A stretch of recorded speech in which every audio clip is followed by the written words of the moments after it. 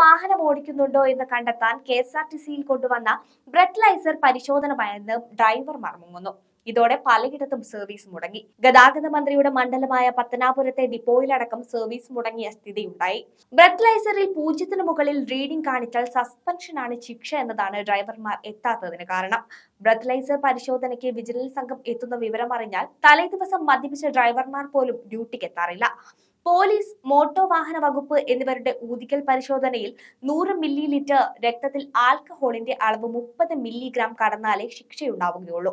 എന്നാൽ KSRTCയിലെ രീതി അനുസരിച്ച് തലേ ദിവസം രാവിലെ മദ്യപിച്ചാൽ പോലും സസ്പെൻഷൻ കിട്ടും. അതിനാൽ ഡ്രൈവർമാർ അഡീഷണൽ ഡ്യൂട്ടിക്ക് വരാറില്ലെന്നാണ് യൂണിറ്റുകളിൽ നിന്ന് ലഭിക്കുന്ന വിവരം. പതിവ് ഡ്യൂട്ടിക്ക് പുറമെ അഡീഷണൽ ഡ്യൂട്ടിക്ക് തയ്യാറുള്ള ഡ്രൈവർമാരുടെ സേവനം പ്രയോജനപ്പെടുത്തിയാണ് പല ഡിപ്പോകളിലും ഓടിച്ചു പോകുന്നത്. കഴിഞ്ഞ സ്ഥലം മാറ്റത്തിന് ശേഷം ഒട്ടേറെ ഡിപ്പോകളിൽ ഡ്രൈവർ ക്ഷാമം രൂക്ഷമാണ്. ഇവിടങ്ങളിൽ സർവീസുകൾ മുടങ്ങാറുമുണ്ട്. ബ്രെത്ലൈസർ പരിശോധനയെ തുടർന്ന് 204 ജീവനക്കാരെ ഇതുവരെ സസ്പെൻഡ് ചെയ്തിട്ടുമുണ്ട്.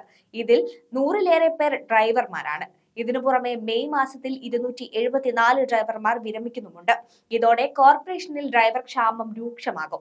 ഇത് പരിഹരിക്കാനായി വിരമിക്കുന്ന ഡ്രൈവർമാരിൽ തുടരാൻ താൽപര്യമുള്ളവരെ അതത് യൂണിറ്റുകളിൽ തന്നെ ദിവസവേതന അടിസ്ഥാനത്തിൽ നിയമിക്കാനാണ് KSRTCയുടെ തീരുമാനം.